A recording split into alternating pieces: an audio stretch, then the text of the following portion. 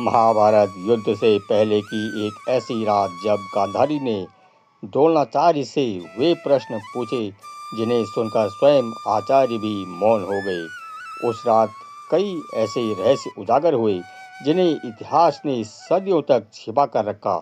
दीवारों पर जलते दीपों की लौ बार बार कांप रही थी, मानो आने वाले विनाश का संकेत दे रही हो। उसी समय आचार्य द्रोण धीमे कदमों से राजमहल के एक शांत कक्ष की ओर बढ़े। वहां महारानी गांधारी मौन खड़ी थी।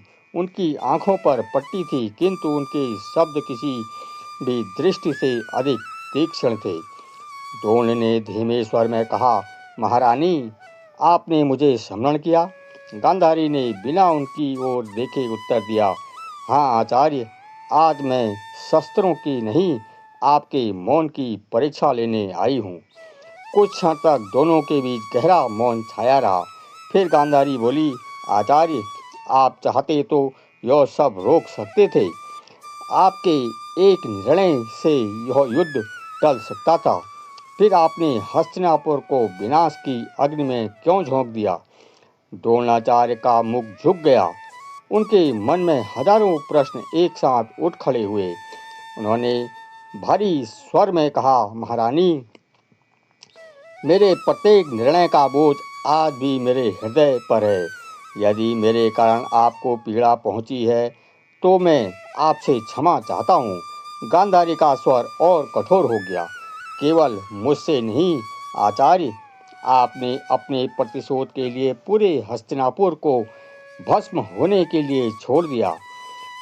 आप जैसे दृढ़ निश्चय ही मनुष्य युगों में एक बार जन्म लेते हैं, किंतु आज मैं जानना चाहती हूँ, ऐसा पुरुष जन्मा कैसे था?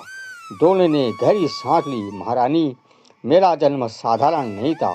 मेरे पिता महर्षि भरद्वाज एक महान तपस्वी थे। एक दिन उन्होंने अप्सरा धृताची के दिव्य रूप देखा। क्षण भर के लिए उनका मन विचलित हो गया और उन्होंने वीर्यपात कर दिया। उन्होंने उस तेजस्वी वीर्य को व्यर्थ न जाने देकर एक द्रोण अर्थात मिट्टी के कलश में सुरक्षित रखा। कालांतर में उसी कलश से मेरा जन्म हुआ। इसी कारण मेरा नाम द्रोण पड़ा। मैं किसी माता के गर्भ से नहीं, बल्कि एक तपस्वी के तप, संयम और दिव्य संकल्प से उत्पन्न हुआ हूँ। गांधारी ने गंभीर स्वर में कहा, शायद इसी कारण आपका संकल्प भी असाधारण था। परंतु बताइए, राजा द्रुपद से प्रतिशोध लेना इतना आवश्यक क्यों था? द्रोणाचार्य कुछ क्षण मौन रहे, फिर बोले, क्योंकि उन्होंने केवल मेरा नहीं, मेरे आत्मसम्मान का अपमान किया था। उन्होंने मेरी मित्रता का उपहास उड़ाया था। मैं उन्हें यह स्मरण कराना चाहता था कि अपमान का उत्तर कभी कभी समय स्वयं देता है। गांधारी ने तुरंत उत्तर दिया और उसी प्रतिशोध की अग्नि ने पूरे हस्तिनापुर को जला दिया। आप प्रतिशोध में इतने डूब गए कि धर्म का स्वयं स्वर भी नहीं सुनाई दिया। जिस सभा में मुझे अपमानित किया गया, जिस सभा में द्रौपदी का चीर हरण हुआ, उस सभा में आप उपस्थित थे। आपके समान महागुरु मौन बैठे रहे। यदि उस दिन आपका वचन उठ जाता तो शायद आज यह महाविनाश कभी ना होता। द्रोणाचार्य की आंखें नम हो गई। उन्होंने धीमे स्वर में कहा, महारानी, उस मौन का पश्चाताप मैं जीवन भर करता रहूंगा। कुछ मौन मनुष्य को बाहर से नहीं, भीतर से समाप्त कर देते हैं। गांधारी ने प्रश्न किया, आचार्य, एक और रहस्य आज तक संसार नहीं समझ पाया। आपने कर्ण को ब्रह्मास्त्र का पूर्ण ज्ञान क्यों नहीं दिया? क्या आपको उनके सामर्थ्य पर विश्वास नहीं था या उनके जन्म पर संदेह था? द्रोणाचार्य ने शांत किंतु गंभीर स्वर में उत्तर दिया, नहीं महारानी, कर्ण के पराक्रम पर मुझे कभी संदेह नहीं था। वह अद्वितीय धनुर्धर था, किंतु ब्रह्मास्त्र केवल शक्ति नहीं, संयम की भी परीक्षा है। मैंने अनुभव किया कि कर्ण के भीतर अपार तेज के साथ साथ प्रतिशोध की अग्नि भी प्रज्वलित थी। जिस व्यक्ति का मन क्रोध से आंदोलित हो उसके हाथों में ब्रह्मास्त्र संपूर्ण पृथ्वी के लिए संकट बन सकता था। इसी कारण मैंने उसे उसका संपूर्ण रहस्य नहीं सौंपा। गांधारी कुछ क्षण मौन रही, फिर धीमे स्वर में बोली, आचार्य, कभी कभी अधूरा ज्ञान भी विनाश का कारण बनता है और कभी किसी महापुरुष का मौन। गांधारी के शब्द के बाद कक्ष में कुछ क्षण के लिए गहरा मौन छा गया। द्रोणाचार्य की दृष्टभूमि पर टिक गई, मानो बीते हुए वर्ष की प्रत्येक स्मृति एक एक करके उनके सामने खड़ी हो गई हो। कुछ देर बाद उन्होंने धीमे स्वर में कहा, महारानी, मनुष्य केवल अपने निर्णयों से नहीं अपनी परिस्थितियों से भी आकर लेता है। मेरे जीवन का एक ऐसा अध्याय भी है जिसे बहुत कम लोग जानते हैं। गांधारी ने गंभीर स्वर में कहा, कहिए आचार्य, आज कोई भी सत्य आपके भीतर मत छिपाइए। द्रोणाचार्य ने गहरी सांस ली। अश्वत्थामा के जन्म के बाद मेरा जीवन पूरी तरह बदल गया। मेरे पास ज्ञान था, शस्त्रों का अद्वितीय कौशल था, परंतु अपने ही पुत्र का पालन करने के लिए धन नहीं था। दिन प्रतिदिन मेरी आर्थिक स्थिति गिरती चली गई। घर में अन्न का एक दाना तक शेष नहीं रहता था। मैं एक पिता था और अपने ही पुत्र की भूख के सामने स्वयं को असहाय पाता था। तब मैंने निर्धनता से मुक्ति पाने के लिए दिव्य अस्त्रों की विद्या प्राप्त करने का निश्चय किया। मैं भगवान परशुराम के आश्रम पहुंचा, किंतु जब तक मैं वहां पहुंचा वे अपना समस्त धन पहले ही दान कर चुके थे। उन्होंने मुझसे कहा, द्रोण, मेरे पास अब धन नहीं है। यदि कुछ शेष है तो केवल मेरी विद्या और दिव्य अस्त्रों का ज्ञान। मैंने धन नहीं, उनकी संपूर्ण शस्त्र विद्या स्वीकार कर ली। कुछ क्षण रुककर द्रोणाचार्य आगे बोले, जब मैं आश्रम में वापस लौटा तो घर की स्थिति पहले से भी अधिक दयनीय थी। घर में एक गाय तक नहीं थी। अश्वत्थामा प्रतिदिन दूसरी आरसी कुमारों को दूध पीते देखता और मासूम बालक की तरह मुझसे भी दूध मांगता, किंतु मेरे पास उसे देने के लिए कुछ भी नहीं था। एक दिन मैंने ऐसा दृश्य देखा जिसने मेरे हृदय को भीतर तक तोड़ दिया। आरसी कुमार ने चावलों के आटे का पतला घोल बनाकर अश्वत्थामा को दे दिया। वह उसे दूध समझकर प्रसन्नता से पीने लगा। वह हंसते हुए कह रहा था, पिताश्री, मैंने भी आज दूध पी लिया है। उसकी वह मुस्कान मेरे जीवन का सबसे बड़ा तीर बनकर मेरे हृदय में उतर गई। उस दिन पहली बार मुझे अपने ज्ञान पर नहीं, अपनी निर्धनता पर लज्जा आई। मैं स्वयं को धिक्कारने लगा कि जो व्यक्ति राजाओं को अस्त्र चलाना सिखा सकता है, वह अपने पुत्र के लिए एक कटोरी दूध भी नहीं जुटा सकता। गांधारी ने शांत किंतु कठोर स्वर में कहा, आचार्य, आपका संघर्ष सुनकर हृदय अवश्य द्रवित होता है, किंतु एक प्रश्न आज भी मेरे पीछे नहीं छोड़ता। इतना महान गुरु इतनी बड़ी बड़ी भूलें कैसे कर सकता है? जिसने धर्म का ज्ञान दिया वही धर्म की रक्षा के लिए समय मौन कैसे बैठ सकता है? सभा में एक नारी का चीरहरण होता रहा और आप देखते रहे। आपने प्रतिशोध के लिए अपने पूरे हस्तिनापुर को विनाश के मार्ग पर ढकेल दिया। और इतना ही नहीं, एक वीर निष्पाप बालक को षड्यंत्रपूर्वक घेर कर मार दिया गया। उस छल में भी आप सम्मिलित थे। क्या यही एक गुरु का धर्म था? द्रोणाचार्य की आंखें भर आई। उन्होंने अपना सिर झुका लिया। कुछ क्षण तक उनके मुख से एक भी शब्द नहीं निकला।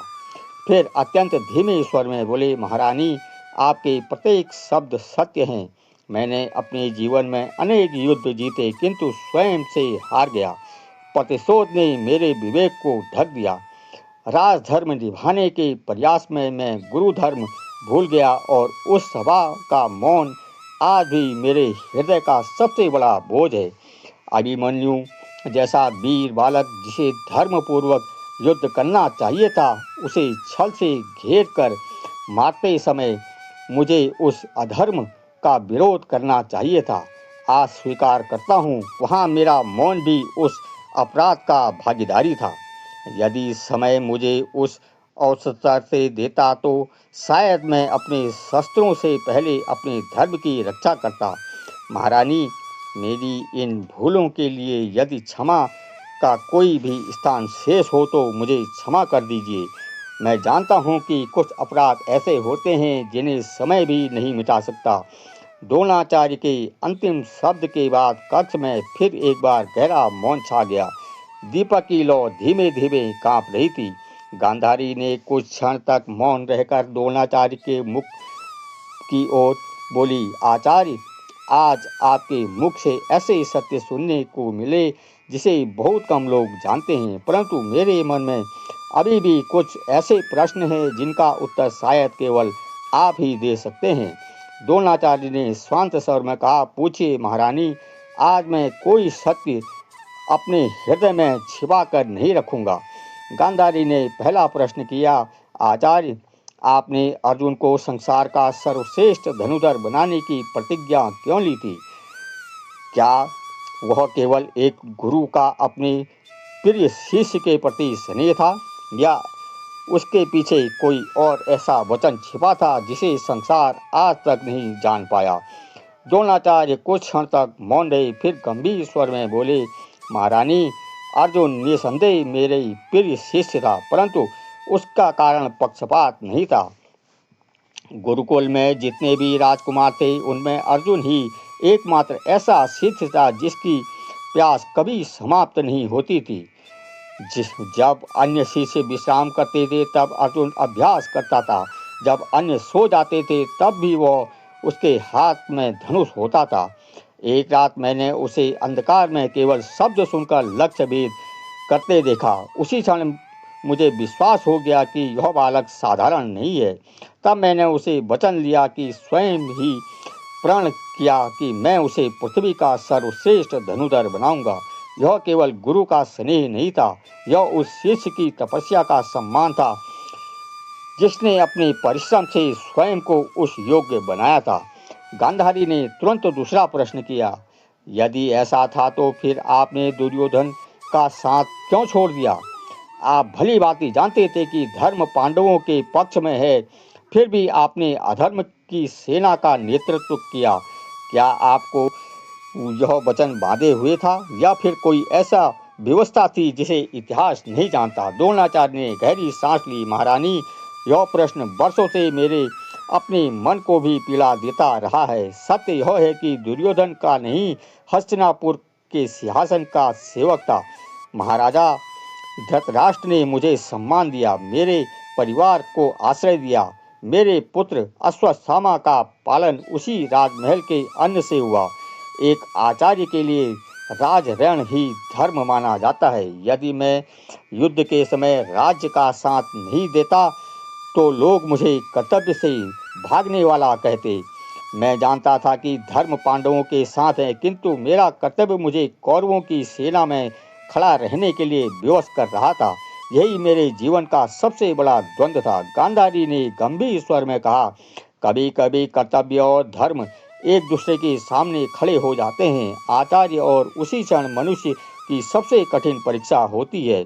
कुछ क्षण बाद उन्होंने तीसरा प्रश्न किया, एक और रहस्य जिसका उत्तर शायद केवल आपके पास है।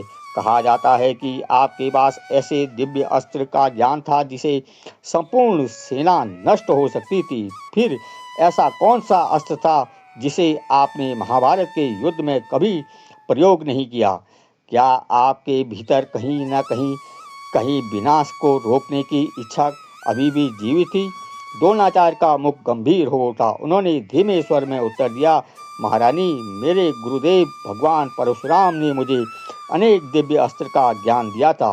उन्होंने ब्रह्मास्त्र, शिव अस्त्र का रहस्य भी सम्मिलित था। तो दोस्तों, यह थी आज की वीडियो। आपको कैसी लगी, इसका अगला भाग हम आगे की वीडियो में बताएंगे। तो तब तक के लिए लेते हैं आपसे विदा। जय सिया राम, हर हर महादेव।